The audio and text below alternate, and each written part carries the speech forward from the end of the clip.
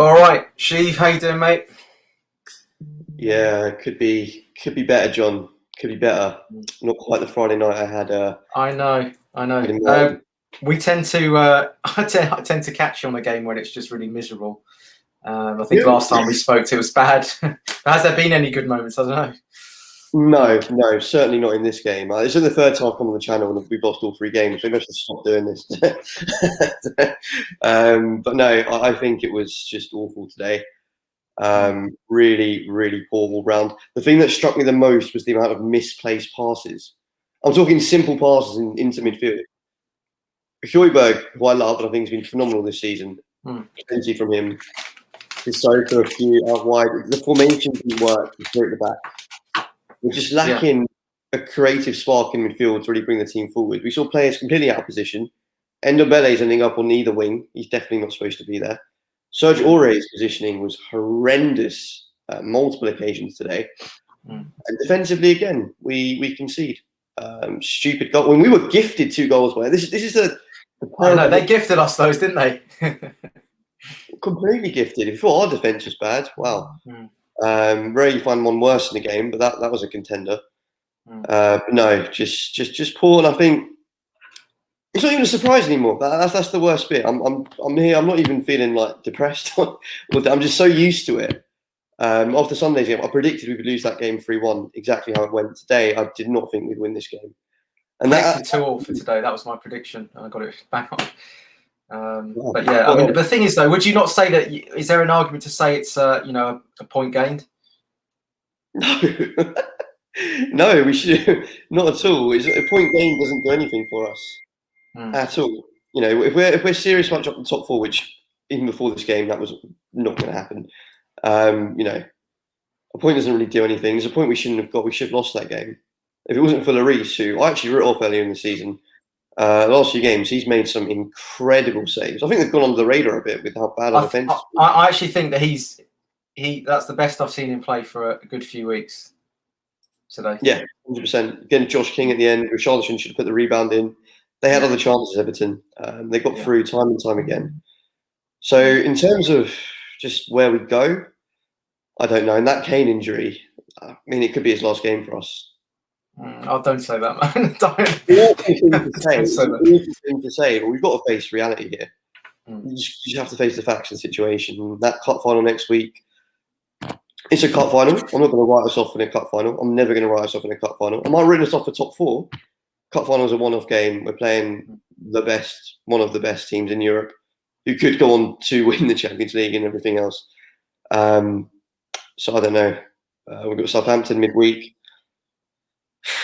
Just so deflated, really. It's hard to bring any particular optimism or forward thinking. Already just looking towards the summer, because this is a big summer for us now. This is the biggest summer we've had for a while. In terms of if we keep Jose and he's leaving and pull his finger out, and are they actually going to spend money on the players he wants or the new manager wants? We can clearly see we need defenders. We need 2 solid centre-backs. The analogy I'll make here is with Liverpool this season. Look at Liverpool last season. Van Dijk, Gomez. They've got the same attackers this season. They've added Jota, fine. Look how good they were last season, explosive. This season, you take out 2 of the best centre-backs and the third, Matip, got injured. They're chopping and changing. We have to do it because ours are all awful. They don't have that option. They've got Kabak, Phillips, a couple of other ones. They dropped Henderson back, Fabinho back. It's like us playing Højbjerg and Sissoko at centre back. And they've got the same attacking players: Mane, Salah, Firmino. They're not scoring goals. They're not winning home games. They've been poor. So what does that tell you? It tells you the value of having 2 centre backs who can play football, and obviously Trent and Robertson as well. Which I don't think we have either of those either. With the old players like wide left and right back. But that analogy in itself would tell you the importance of 2 centre backs. Yeah, no, I get that. I can see the comparison with Liverpool there, but I think even with 2 world class centre backs, we'd still be seeing the same thing. You think? I completely disagree. I think we've got enough going forward. I think really, yeah, really.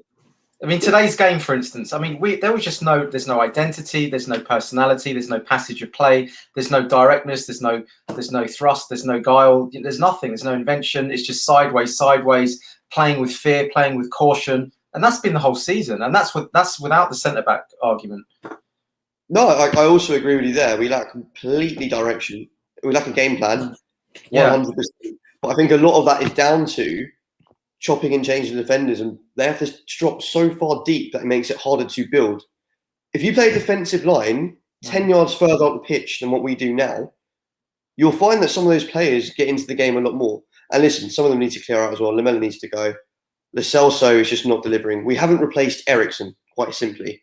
We don't have someone who can pick up the ball in midfield and pick up a pass. Apart from Kane. Kane's basically become Eriksen and Kane this season. Exactly, yeah. He's had to play multiple roles. He's like an alter ego. Yeah, literally. He might as well just play 11 games on the pitch, but he can defend as well. Better than Moss on the back. Yeah. So, yeah, no, there is no plan. There's no cohesion. But again, I think you need to build from the back. And I think having two top centre-backs will help with that, just push up the pitch. And it will give Højbjerg and Ndombele, because Ndombele is playing, is a CDM, is he a CAM? What is he doing at the moment? The guy looks lost out there. A few nice touches here and there. I want to see a lot more from him. He's clearly got the potential, but we're just not finding a way to unlock him. I don't know if it's Mourinho or clearly Mourinho. The thing with Mourinho, everyone says Mourinho. Who's going to come in and really rejuvenate this team? If you throw some names at me, I'll happily accept. But I don't see who's going to come in with this squad and massively make a difference. I just don't. There's too much deadwood. We need to clear out. We need to rebuild. But what we can't have is another 5-year rebuild. That takes us all the way back to pre-Poch. We're always rebuilding. It's just around the corner.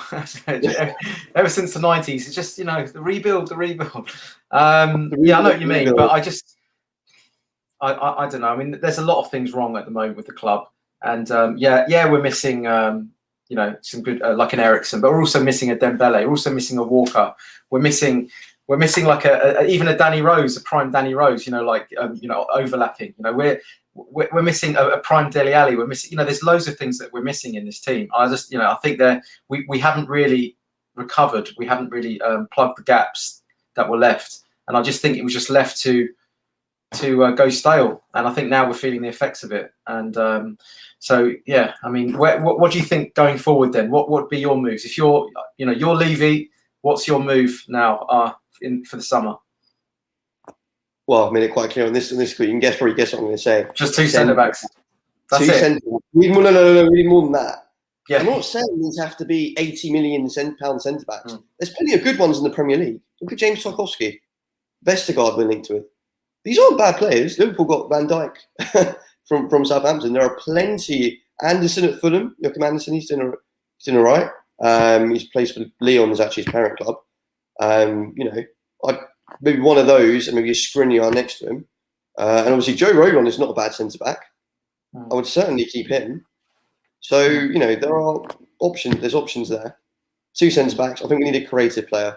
Goes without saying. Lo Celso's not done the job that he was supposed to. I think we need a solid backup striker, like a proper one. We've given Vinicius. We gave Llorente. I thought Llorente was actually quite good for us, to be honest. Thought he was rated. Scored some important goals. He done more than what Vinicius has done. Not that Vinicius gives much of a chance, but we need a proven, half decent striker. Top of my head, can't really say who right now, but there's plenty out there. One thing that is coming back to Oliver Skip. I'm optimistic about him coming back. He's smashed it at Norwich. Done really, really well. I'm not sure how well Ryan Sessegnon done at Hoffenheim. I don't think he's pulled up any trees. Centre, and even left back, Ben Davies, clear out our right backs. This is you hit it on the head earlier, what you said about Walker and Eriksen. We've sold these players and we just haven't replaced them. We've replaced them with either budget players who aren't half as good to save money, or we just haven't bothered. Like we sold Trippier for 25 million. He walks in this team now. Yeah.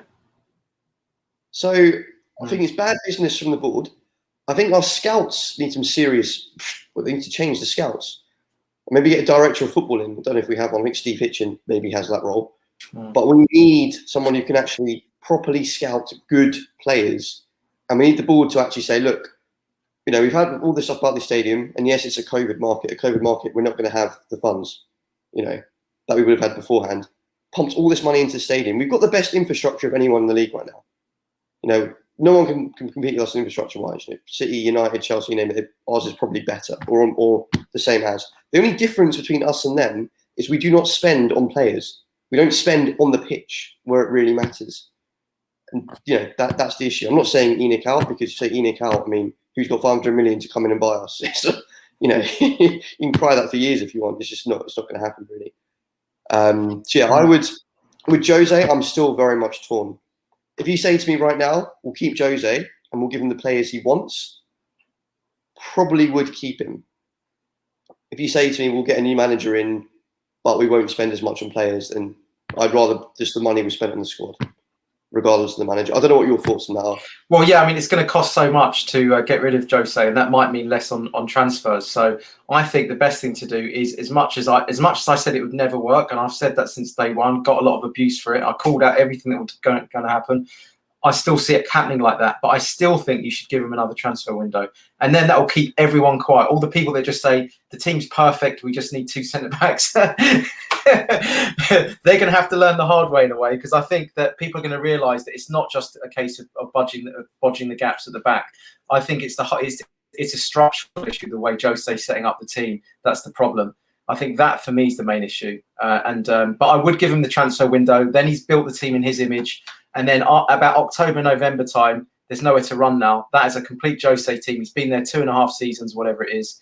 And, you know, the proof's in the pudding at that point. But, yeah, it's a difficult one because, you know, I think with the money that we're paying him in wages, you know, I think it's really difficult to wriggle out of that. And then you'd have nothing left on the team for new signings. So it's a tough one, isn't it, Shiv? So anyway, mate, any final closing thoughts, comments, you know? Closing thoughts and comments. Listen, we are where we are. Let's crack on the Southampton game, see what happens. Hope Kane's injury's not too serious. We've got a cup final in a week. You know, I was unfortunately 200 points off a ticket, so I won't get to go, which is what I was expecting. It's always a long shot with 2,000. But all the ones who are going, I'll certainly be watching, supporting, and just support the team. We've got a chance of winning a trophy. It hasn't happened before. We haven't had a cup final for a long time. Get behind the team, support the team. Pubs are open, drown your sorrows, and yeah, just go from there. There we go. Well, we can definitely guarantee on that one. That's for sure. All right, Shiv. Great to have you on, mate. And come on, you Spurs. Perfect. Cheers, John. Catch you later. Cheers, mate. Cheers, mate.